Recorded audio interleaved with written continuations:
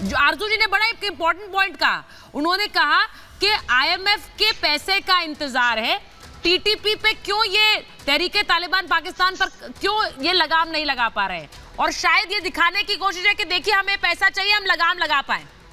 आपको लग रहा है कि ये भी एक तरह का पैसा चाहिए, ये हकीकत है, लेकिन उसके लिए पाकिस्तान क्या क्या कर रहा है या क्या कर सकता है?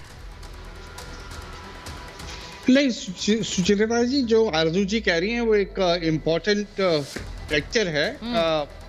मैं आपको याद दिलाना चाहता हूं कि इनके जो पाकिस्तान के हुक्मरान हैं, इनकी शुरू से ही जो प्रायोरिटीज रही हैं वो बहुत गलत रही हैं।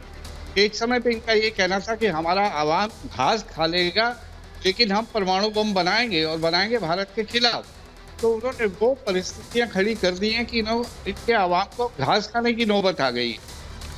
और इसी के साथ सुषमा स्वराज जी का भी एक बयान याद आ रहा है जिसमें उन्होंने याद दिलाया था कि 1947 में देश आजाद हुए थे और हमने यूनिवर्सिटीज बनाई, all India institute of medical sciences बनाए, हमने जो अपनी प्रायोरिटीज अलग रखी।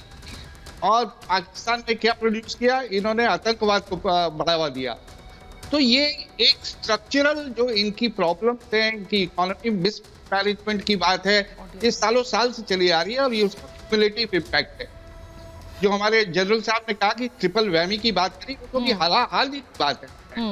और इरशाद साहब, कम से कम मैं इस बात से खुश हूँ कि आप डिनायल मोड में नहीं है, आप इस बात को मान रहे हैं कि इस समय पाकिस्तान बड़ी मुश्किल दौर से गुजर रहा है, लेकिन आप भी इस बात को रेजिस्ट नहीं कर पा रहे। आप पासिंग द बक कर रहे हैं।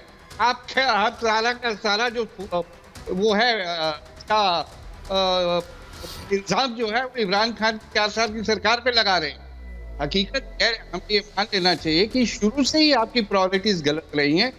अनफॉर्चुनेटली आप ऐसी स्थिति में आ गए। हम कभी भी नहीं चाहेंगे पाकिस्तान अनस्टेबल हो।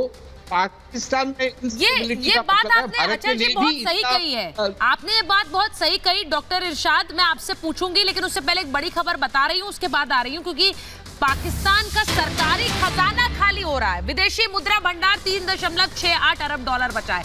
इसका सीधा मतलब यह है कि 3 हफ्ते तक ही आयात कर पाएगा, आयात 3 हफ्ते तक ही कर पाएगा।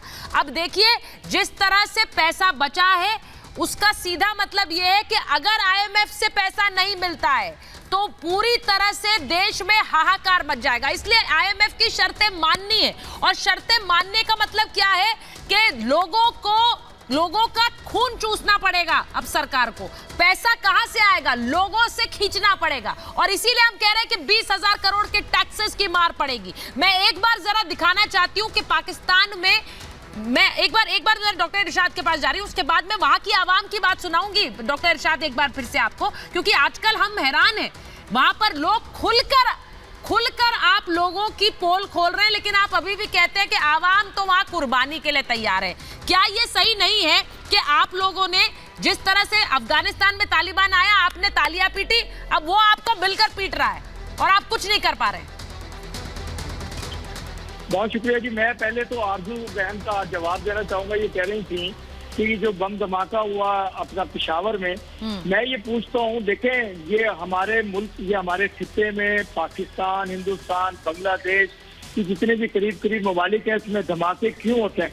कभी आपने सुना कि कभी किसी शराब खाने में, जुए खाने में, पब में धमाका हुआ?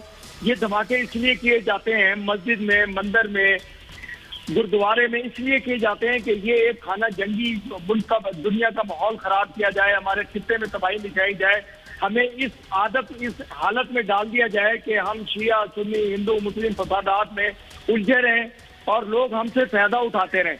ये पहला तो ये है कि कभी आपने सुना, मेरा ये सवाल है आरजू, आपको मेरा सवाल है, कभी आपने लेकिन सुना अभी तक तो हमने यही सुना था कि पाकिस्तान बाकी देशों के खिलाफ प्लॉट करता है, खासकर हिंदुस्तान के। क्यों यही सब आपके खिलाफ कब से प्लॉटिंग हो रही है सर? दूसरी बात, आपके खिलाफ कब से प्लॉटिंग हो रही है? ये तो वही है ना जिन्हें आपने पाल पोस कर बड़ा किया सर, ये वही है। देखिए ये पाल पोस, बात तालियां पीट रहे थे आप अफगानिस्तान में जब आए थे, तो आप कह रहे थे बहुत अच्छा, वो पीट रहे हैं आपको सर। मेरी आप जब लोग पकड़े जाएंगे तो फिर ये मालूम होगा कि कौन लोग हैं इसके सर। यही ड्रामा आप, मैं नहीं कहना चाहता था कि पाकिस्तान के सियासतदानों ने यही कह कहकर वहां की आवाम को बेवकूफ बनाया। वो बेवकूफ नहीं बन रही है।